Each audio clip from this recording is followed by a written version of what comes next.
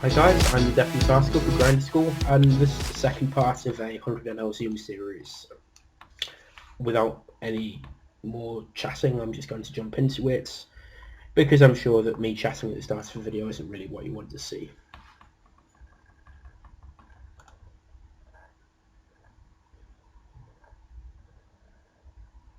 Um, 7-3 suited is actually pretty close, given he's been overfolding so far. It's only a small sample, but I do expect the population to slightly overfold the big blind in this spot. And also, I don't think it's too far outside an appropriate small blind open range. Obviously, we're just folding to a 3-bet though.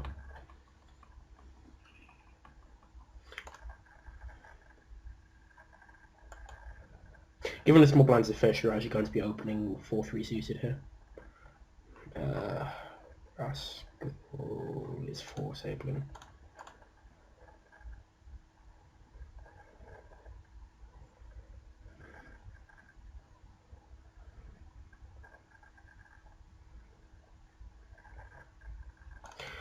Against the 2.5x, I think 9-3 suited is probably a pretty decent 3-bet, despite the fact that his small blind raise first in percentage is pretty low.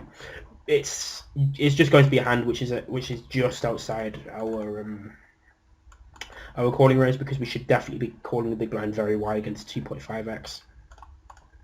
But when we just flop complete nothing, we're just going to give up. We're going to check the turn to still having complete nothing, and also because we're not going to 3-bet small ace x pre-flop, this isn't a spot where we have a ton of value bets in our range, but we are definitely going to bet the river. I do expect him to call with pretty much any pair, but I think it's only bad if he calls king higher. Given his range should also be quite weak.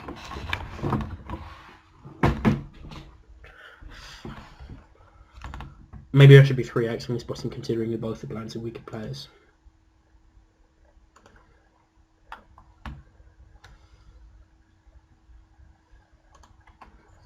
It's 2 sabling. And we're just going to check down 8s here. Doesn't seem to be much else we can do.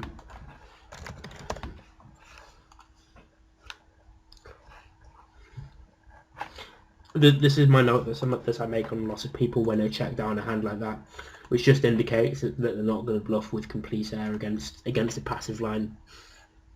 So when a flop and turn check through and then they bet the river, that means they have a very value heavy range.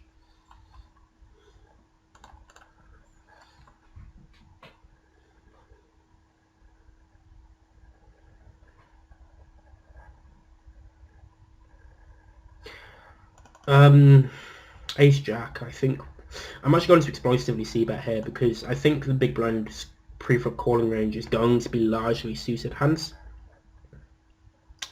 which means that 3/4 of the time he isn't going to flop a flush. This is if he's only suited pre-flop, which is clearly ridiculous, but it's a decent enough approximation. But also on 10-4-3 monotone, I don't think he's going to flop a pair very, very often. Though I think, given his line, he probably has 9s or 8s, decent percentage here, maybe some ace high hands. So we are just going to check the river, because I don't expect him to fold to a river bet very often. Here 7s is so low in our range, it's a very easy check fold.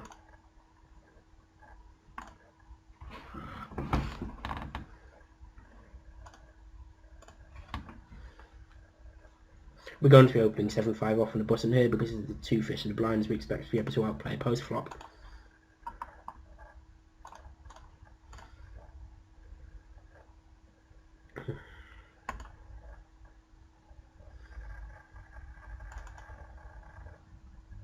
So this guy has fishy stats, but I've talked about him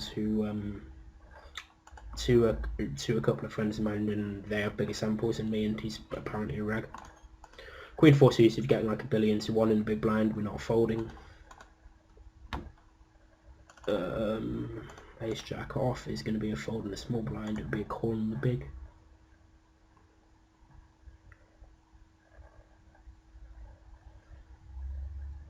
In this situation on a turn, if the small blind checks, it's actually quite a close spot, because I think that people are going to be checking far fewer top pair hands on Queen XX than they will do on Ace XX, simply because they don't have any triggers like, oh, this is a 2-kicker or a 3-kicker, as they would do on Ace XX. They'd have to be checking like Queen Jack and Queen 10. I think it makes it a much clearer value bet, given I don't expect many flush draws to be in flop checking ranges either. But I think if we had Ace 4 here, I think it would be a pretty standard spot to check the turn. We're 2.5x in our opening range here because the big blind's a fish, and also because he's only got a 30 big blind stack. I don't think we'll be able to value bet this river. A lot of our opponent's turn check calling range is going to be pretty strong on this river, or it's going to just be we're going to use a bigger sizing here because we don't expect him to defend. We expect his calling range to be inelastic pretty much. But yeah, when the weaker player calls a turn, we do expect him to have a lot of one-card flush draws, which is just going to fold the river to any size pretty much. But also he can have some 10x and maybe some random slow-played nuts hands, which means that I'm not particularly delighted to value bet the river, considering he can still have stronger queens as well some percentage of the time.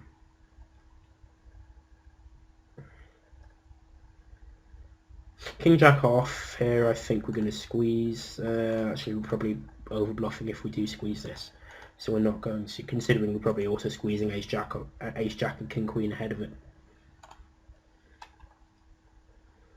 We're just going to min raise this button because the small blind is 40 big blind stack. A very easy call on the button here, though heads up we'd just be folding it.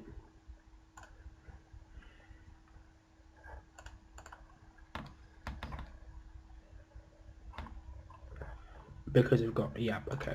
Because I've got a spare few seconds where I don't have to think about what to do, I'm going to check on the untagged players on the table.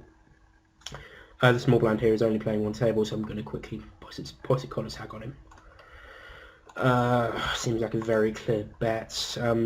Because it's massive, because it's multi-way, 4-way, we don't want to bet too big as a percentage of the pot with our range, and this applies to our value hands obviously equally as it would to our bluffs.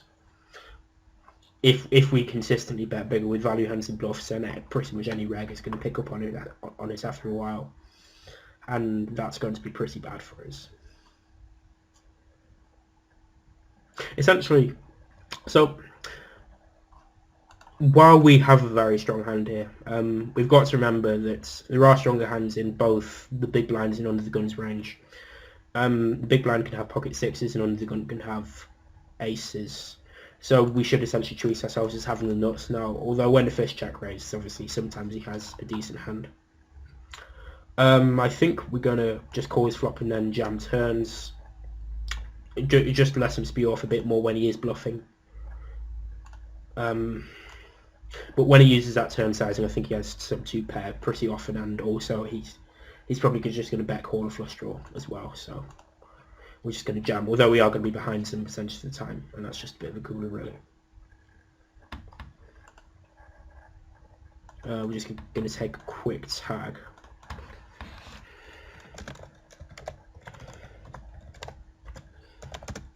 Oops.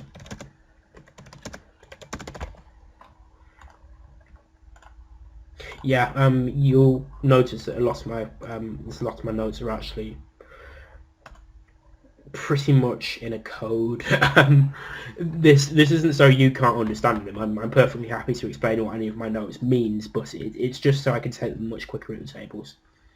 And also it takes significantly less time to read them, which, while it doesn't really matter in the context of me grinding 2 tables for grinder school, when I'm playing 4 tables, it's actually a pretty significant advantage to just be able to very quickly take notes, and also to be able to quickly read it. This is pretty close between a check and a bet on the flop. I think 7s is possibly a little bit too weak to value bets. I mean, we're probably ahead of a calling range, but of continuous range is 3-way, but not significantly so, and Also, I don't think we're going to be able to effectively realise that's accuracy, because we're going to have to check behind nearly any turn. And also on a ton of run-outs, we're not going to be able to call rivers, which means there's a lot of their bluffs are essentially going to win against us.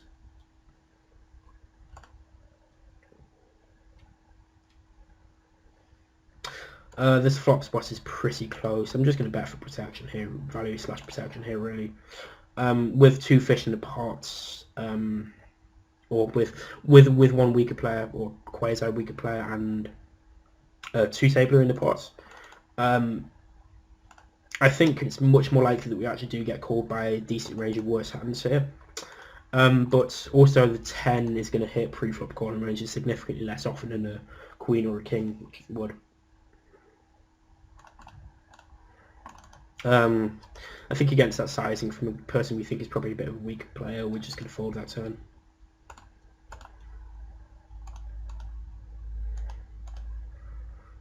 Against a $3 turn bet. I mean, I think calling is actually an option here because our hand does have showdown value against his bluffs. But that's going to be useful if we ever play this guy.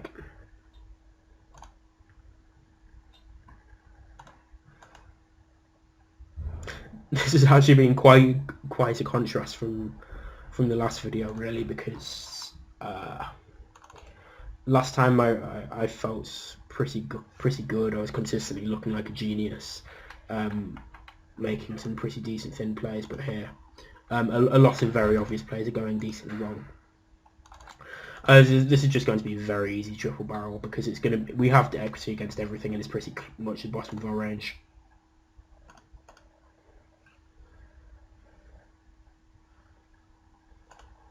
Here we can elect to check all turn, but against two fish I think betting is going to be slightly better, and the river's just going to be a check fold because the ace actually hits fish's range significantly harder than it would regs, because regs would probably understand that three-way it's much more marginal to peel the turn with ace high than it would be heads up, and thus again against fish that means puts a significantly higher percentage of the ranges ahead.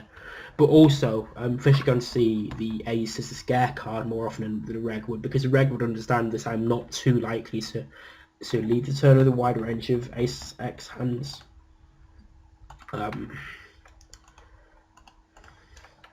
This is actually going to be one of the very few flush draws I have in my check raising range here. Just because it's so strong as a draw, it's pretty much a value hand. Should probably just be folding the bottom with 7-5 off. We can't fold, but not delighted about it. And we are going to get it in again against worse flush draws there some percentage of the time.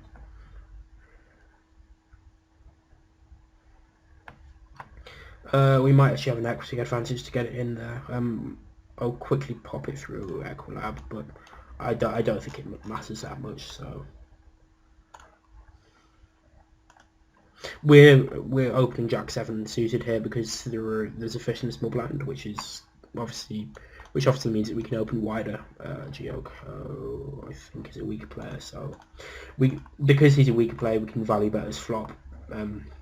We're less concerned about protecting our checking range. We can't fold here, but we are going to be placing some 2-pair in his range. And I think King Queen is one of the very few better hands than us he can have here. Where's he from? He's from Romania. And now we're just going to be folding that river. Okay.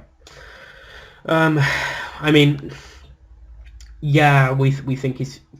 The thing is, some fish are just never going to have a worse hand than us there, but also some are never going to have a better hand. So it's kind of a mixed bag there.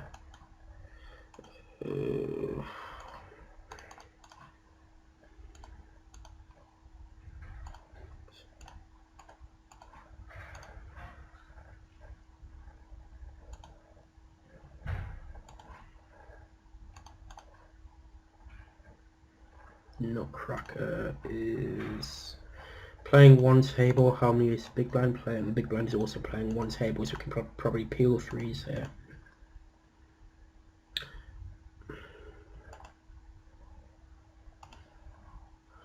Guessing 15 to 1 stack odds a little better against the fish. We can probably peel here as well.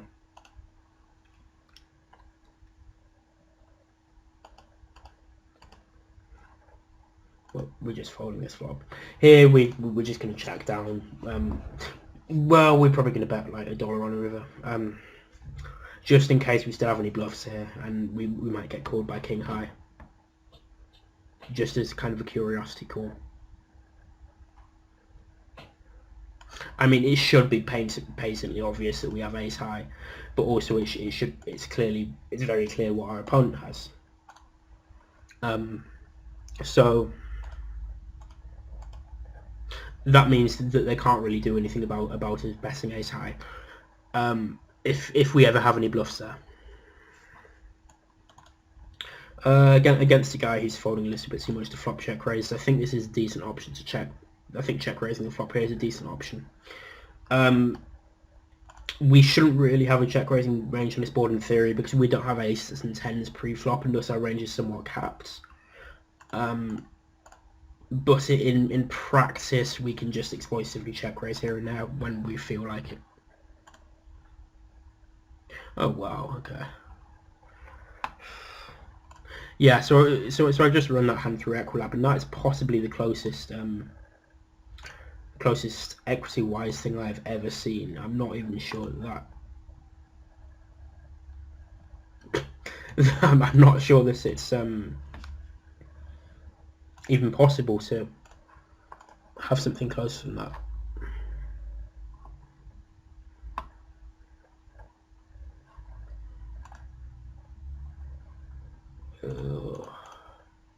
Okay, this guy is the guy who earlier we made his hag on, who didn't bluff a no shot on value, just like a completely hopeless hand. So I think that implies he's not going to be turning hands into a bluff there, so we're just going to fold that river. Especially considering he can start checking back a lot of ace X on a turn, because their kicker is now counterfeited on the board pairing turn. 9x use is a very easy check fold here. Should probably have 2.5x pre-flop because of the fish in the small blind. And this is a situation where we definitely want to be betting the turn. River, I think, is probably going to play best to check. Maybe check call, maybe check fold. I haven't decided yet. But I do expect him to check back most of the time there because he's going to have hands like ace queen, etc. With a fish in the big blind, jack 9 suited seems like a pretty standard call there. Waspy is playing one table. And because of his bet size, because we've got a fish in the pot, that means it's going to be more value heavy here. Jack 9 doesn't beat any of his value hands. And also we've got a lesser defense responsibility due to being three-way, so folding Jack 9 on our flop is going to be just fine.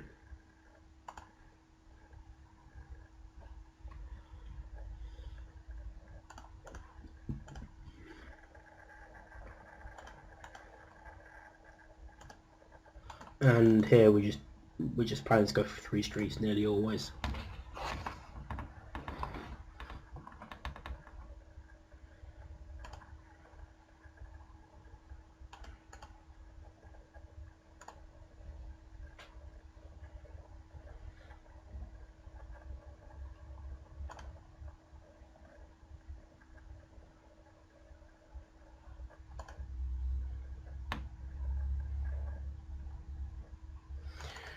Nines is pretty close here. Probably going to fold.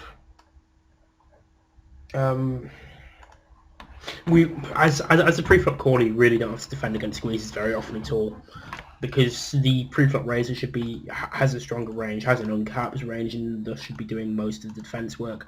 But also it's simply going to be very tough for you to play post-flop. Because most of his calling range for 3-bet size position is actually going to be suited hands again, we're going to exploitively bet this flop, despite having pretty much, well, despite having very little equity against his calling range. I'm not even sure if we can value bet if we hit a straight on that turn or river, simply because of this weighting of his pre-flop calling range towards suited hands. and the fact that he basically only has overpairs there, which can happily call which aren't already flushes or like ace queen with the ace of spades.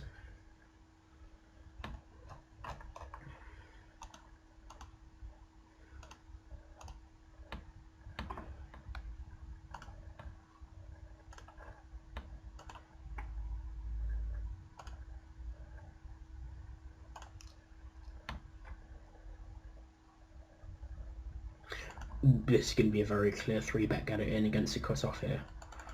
We're going to cold 4 against a 3-bet because he should be 3-betting pretty wide. Also, if the cut-off jams, it's a very easy call for us. But also because he has to play against 2 uncapped ranges, he can't get it in wide. So if he puts any more money in the pot, we can just fold. And also ace queen off is a pretty good hand to call 4 anyway.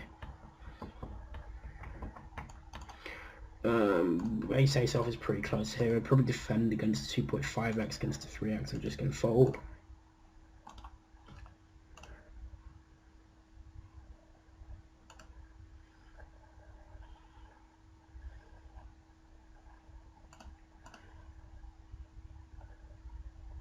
Because the small blinds are fish and because nobody's short here, we are just going to 3x the button with our opening range. We're not going to 4-bet here because we're going to want to 4-bet some other hands in that spot which aren't ace-x, and thus if we do 4-bet ace-6 off, we're 4-betting marginally too many bluffs.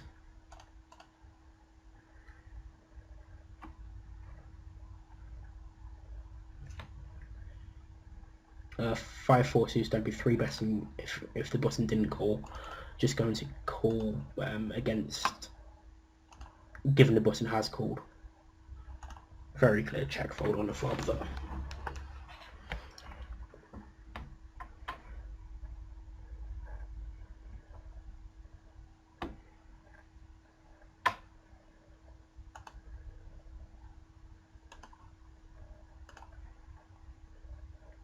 But I think a quick point I can make here is that this is actually quite a good situation to show how you shouldn't interpret how you shouldn't take a lot from short-term stats, and like I'm going to use my own stats over this session to show that. So here I have 35% 1-1 saw flop. Normally that's in the 50 region, and normally I'd say 35% is a completely hopeless stat, and anyone who had it long run would be a pretty awful player simply because they're never bluffing.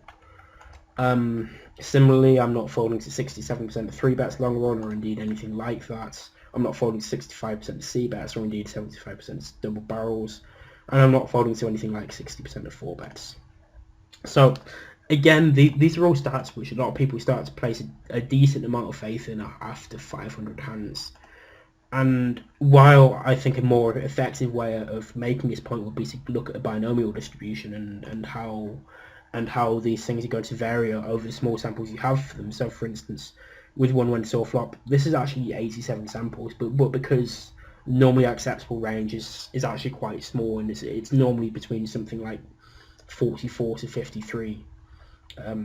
That's also going to have quite significant amounts of variation in it. I probably will do a lecture video on how much weight to place in HUD stats, and a more mathematical approach you can take to finding out how much weights to place in them, or to place on them. On this paired board, we're just going to bet a jam. Seems pretty clear.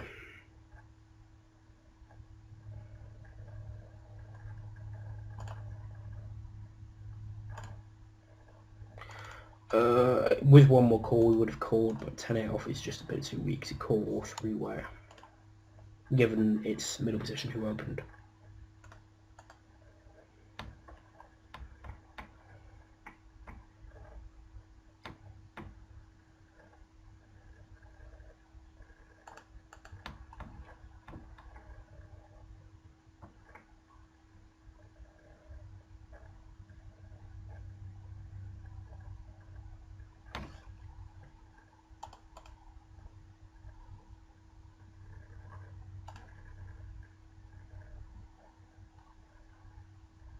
Yeah, it's an unfortunate effect of the fact that we're only playing two tables, that we will have some silent points at which simply nothing is going on and there's nothing I can talk about. But I think it is an appropriate balance to strike, so I don't have far too much to talk about at some stages.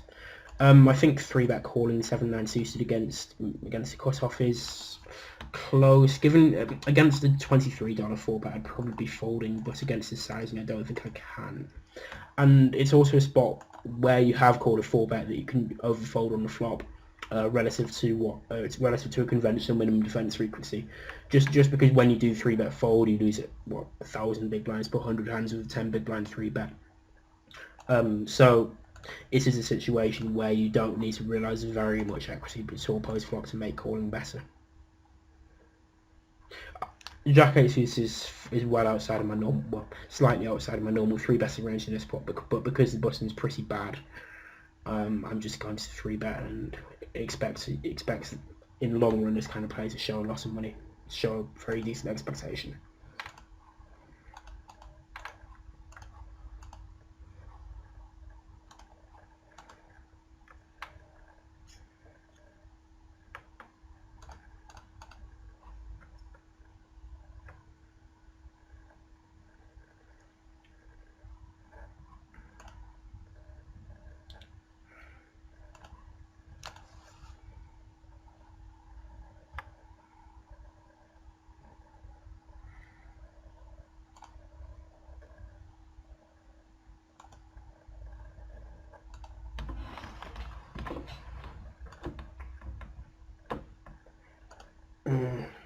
Yeah, so let me know about this in the comments. I might start telling stories during silent parts of live play videos.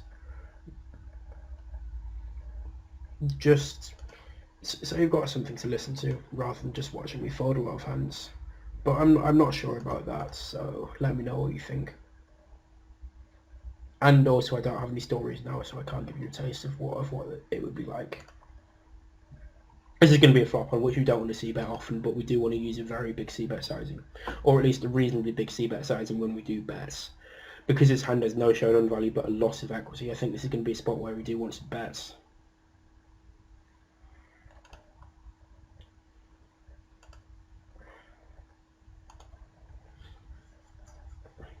I think it's actually a decent and okay enough spot for the small blinds to develop a donking range, because the small blinds range pre-flop here should be pretty tight.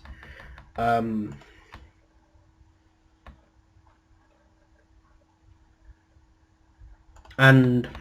it does hit that board very hard. It has all sets, might have queen 10 suited, has a lot of top pair hands, and has very few air hands. Ugh, this is actually a pretty tough spot about whether to bet, and if so, what sizing to use. The reason being that I don't think we want a very wide betting range here.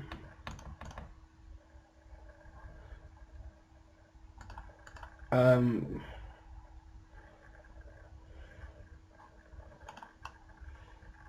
actually going to use a fairly small sizing because a lot of our turn bluffs are going to be ace of diamonds, X, which now obviously makes a pair and us doesn't want to bluff on the river, so it's actually quite tough for us to show up with a lot of bluffs here. And also this gives us room to bet fold, which we will actually be doing if he jams, simply because this guy's a kind of, well, he's a supernova elite, of course he's a nit. This guy's the kind of nit who isn't aggressively putting a lot of money in the pot without the nuts, but he's also kind of stationary in a lot of spots. But yeah, that's quite an interesting hand. So it's good. I'm going to mark it to look at later. This is a spot in theory in which donking is absolute suicide because our range is just so wide pre-flop, so it's quite weak on this board. But because it's 3 fish, I think just donking's going to be a pretty good play.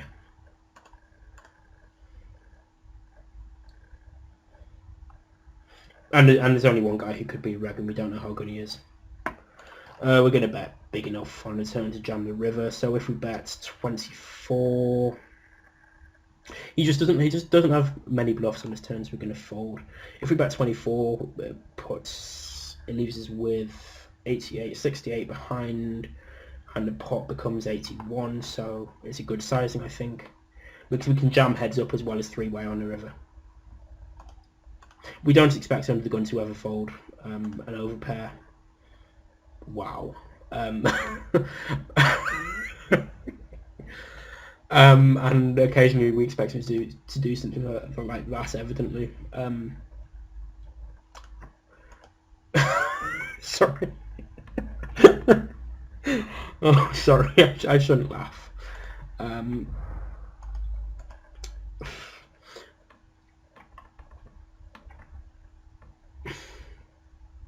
Yeah, so we're opening Queen Jack off is probably just about a fold as a default from middle position, but we're opening it because the rest of the table doesn't seem particularly strong. We're checking back the flop because it's one of the best combos to check back. The fact we have the Queen of Clubs means that we're very not vulnerable. When he checks a turn, I think he very rarely has a king, so we can probably just about get a value bet in.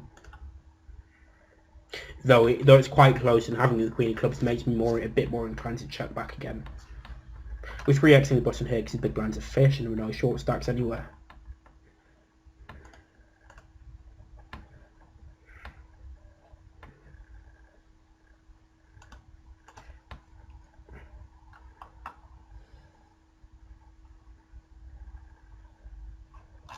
Abilene is one tabling. The sheaf is also one tabling. This is going to be a very easy call, and this is going to be a very easy squeeze. Nothing to do but check call his flop with tens. And here, because he's a fish, his range is going to be less heavily weighted towards suited cards pre-flop. So we're much happier to get multiple streets on monotone boards. Though obviously when the turns a spade, that significantly reduces the relative strength for hand. So we're just going to check. And probably fold to a river bet because it's tough for him to show it with bluffs here. He basically has to be turning an ace into a bluff. Or a queen into a bluff because I don't think a fish is actually going to be check calling flop with a hand like Jack 7 diamonds here, so he doesn't have any pure air hands, and clearly we don't beat any of his value range.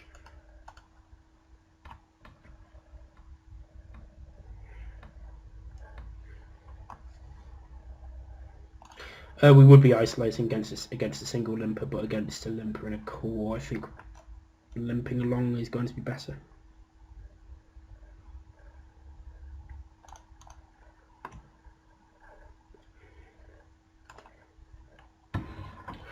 Normally we'd be sizing pretty normal on his flop, but because it's a fish, I think we can and it's a flop on which there are a fair few draws. I think we can bet pretty big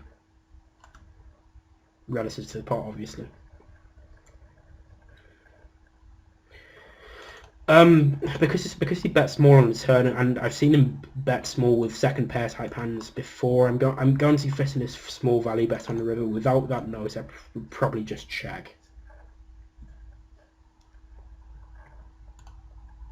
And as expected, he calls with. Okay, it's one notch weaker. It's a weaker ace, but I still maintain that makes my value bet pretty clear. Clearly pretty good. Women rating a wider range of this button because Dr. Danny Scammer, by the way, don't deal with him, is overfolding the big blind.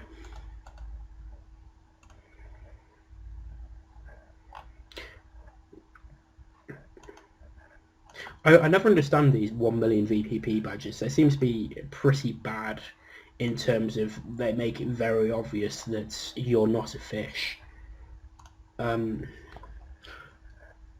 Or at least maybe if you got them in 2007 or something, you're not a whale. So personally, I'd choose not to show it if that's an option, but I guess people are somehow proud of having played a lot of volume lifetime. Okay, he's based on that 3-bet sizing, I am actually going to start assuming that he's a guy who played in like 2009 or something and just came back and expects to still be able to beat whatever he beat back then. I don't know, maybe he was a 1k reg so he's actually okay or something.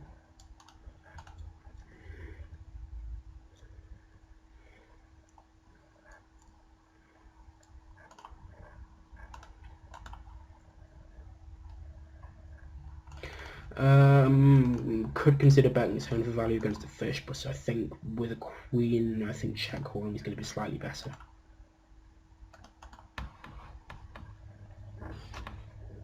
Yeah. I don't think we can fold this river just because our range looks so weak, but okay. Oops, I meant to take a note on him. We probably 4-bet ace queen offsuit here, and fold ace jack offsuit.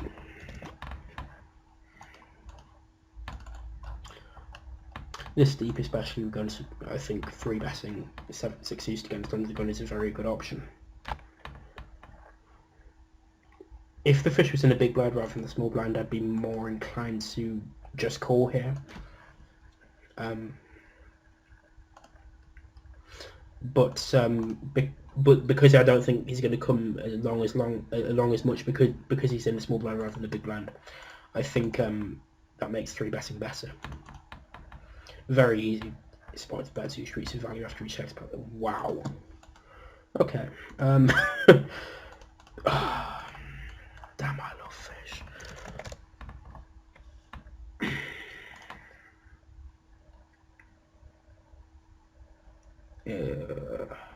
When he donks pot, pardon me. When he donks pot on his turn, our hand isn't actually that strong.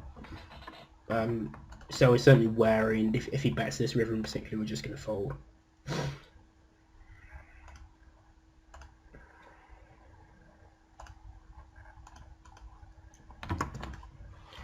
I mean, it's tough to actually see him having many straights there, but it's also a spot where a fish is probably just going to play that way with ace king or something, because they felt like calling pre, and then they had a feel that we had a weak ace or something.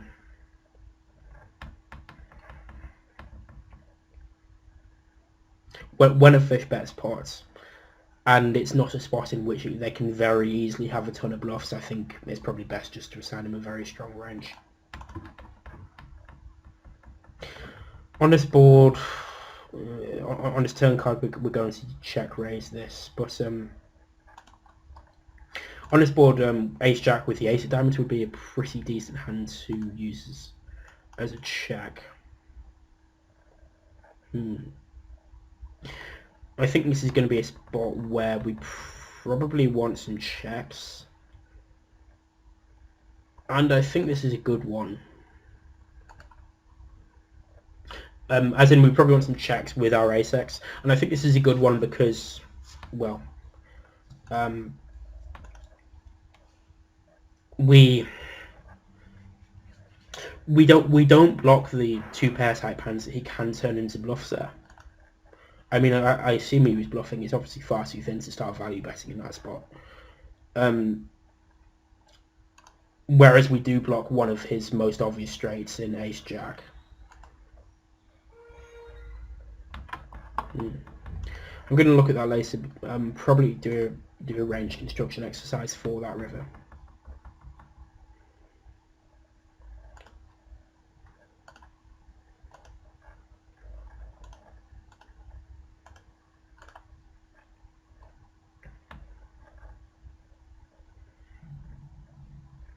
I think 10s is a pretty standard value bet on this turn.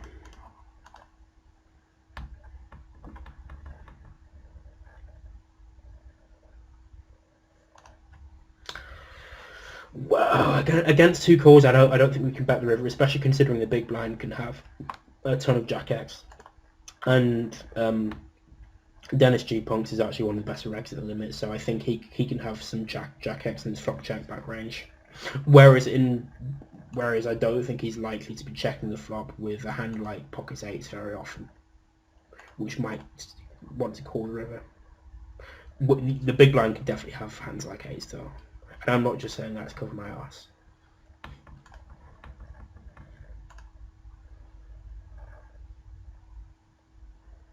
Again, we're min raising here because the small blind is short and the big blind overfolds.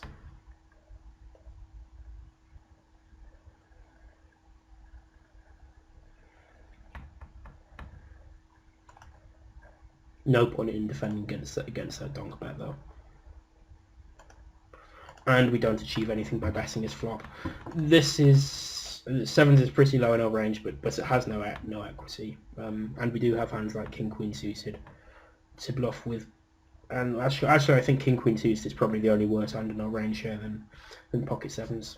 Maybe we were a bit wider because of the fish and the big blind, but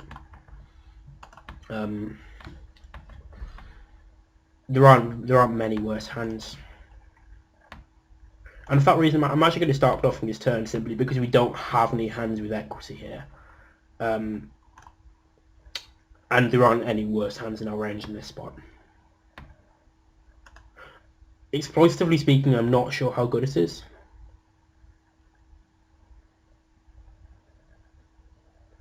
Because I'm not sure that they're going to be conscious of the fact that I don't have any bluffs in my range here. But certainly from a balance perspective, it seems a very clear bluff, considering we are going to want to have some value bets in that spot. And you need a very substantial argument to make a substantial deviation from the balance line. And simple uncertainty isn't going to be that strong arguments.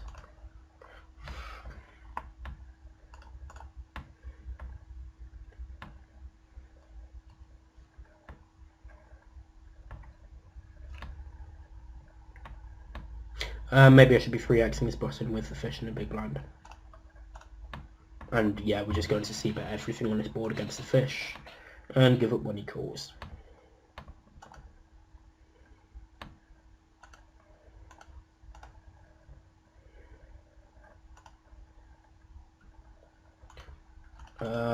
Well, clearly can't fold a hand this strong to the c-bet on, given we're big blind against button. I mean, because ranges are so wide. But I think on this turn we do have a ton of hands with equity here, which would rather defend. We also have a lot of pair hands, which are pair plus draw hands. So I think folding ace 10 is going to be fine.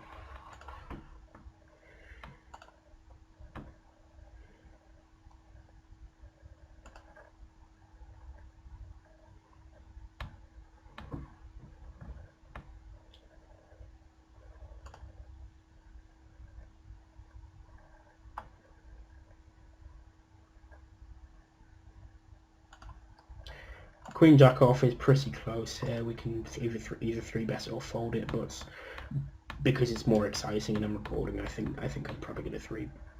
Just that's a lot of the reasoning behind 3-betting it. I expect 3-betting it to be pretty much neutral EV. And we are going to 3x our range on a button juice the fish and a small blind. I'm not going to forget to do that this time.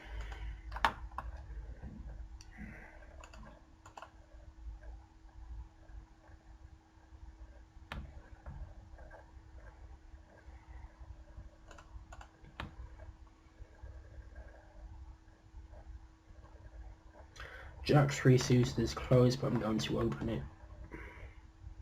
And 10-8, especially with the spade, is a pretty clear c-bet here. I think this is a spot where our ranger is significantly weaker than our opponent, so we should actually be checking a fair bit. I'm not certain though. When he leads a river, he's defending not quite enough from the big blind, but he does have some missed draws. He can also be turning a pair into a bluff, and he doesn't have that many 9x. He might not value bet 4, so I'm going to call. And if he's value betting 2 pair, then I think it's a very easy call.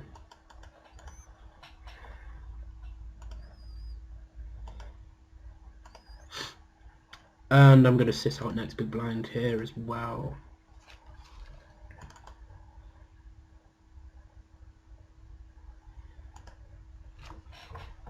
Kings. I think it's a spot where in theory I like not having a 4 betting range.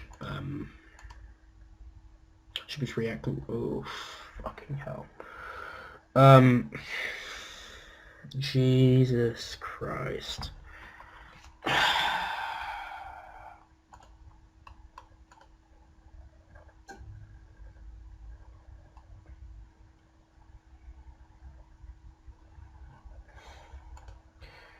I'm sorry.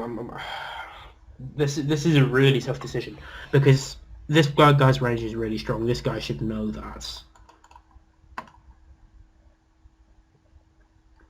We're actually just going to flat call, I think.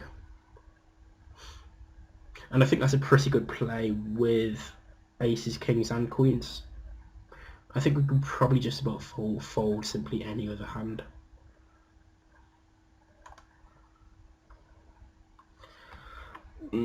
How to play this flop? I think range checking, starting betting the turn here is probably going to be good. Because I think the big blind can actually still be on caps here. Some guys are going to get trappy with aces. The button, the cutoff, we're very clearly ahead of pretty much 100% of the time now. And I think this is now a spot where we just want to be betting turn, jamming river. Because I think we can actually get value from hands like queens and jacks, particularly jacks. The button probably doesn't 3-bet that, but this sizing would leave 70 into 110, so I think it's an okay sizing to use.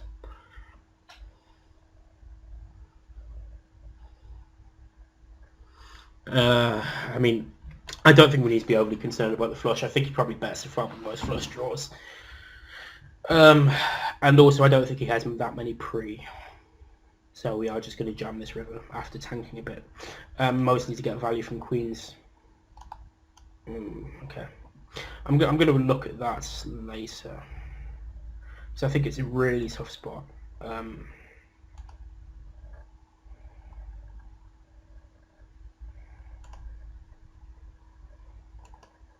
In fact, I have pretty much... I've never been so confused while playing a hand in a long time. So I don't really mind losing a stack there. I'm not sure if I played well, if he played poorly or what. Regardless, thanks for watching, guys. I've been TheDefinitiveArticle for Grinder School. Good luck at the tables, and goodbye.